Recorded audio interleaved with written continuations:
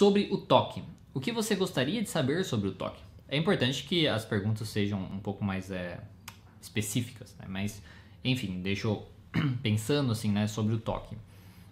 O toque, basicamente, é transtorno obsessivo compulsivo. Na terapia cognitivo-comportamental, a obsessão seria justamente os pensamentos, né? Então, colocando no modelo cognitivo, é os pensamentos que o sujeito tem sobre determinada coisa, né? Qualquer coisa que seja, e a interpretação que ele tem dessa determinada coisa, né? Daquele pensamento, se ele considera que aquele pensamento é verdade, se ele considera que aquele pensamento é difícil, que aquele pensamento não vai embora, tá?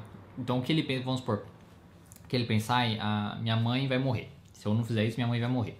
A interpretação, porque assim, uma pessoa normal pode pensar isso, né? Uma pessoa sem toque pode pensar isso. Só que ele vai falar assim, que besteira e tal. A pessoa com toque, ela vai pensar, minha mãe vai morrer se eu não fizer isso.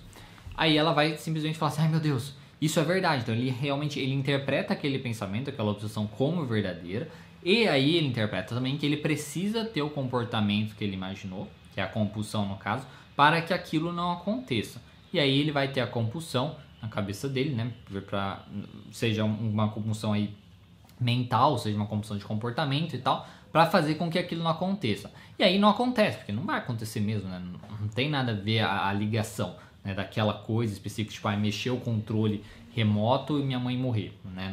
Qual é a ligação lógica dessas questões, né?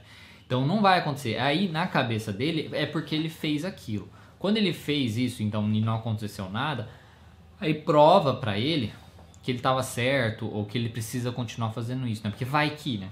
Vai que ele não faz e a mãe dele morre.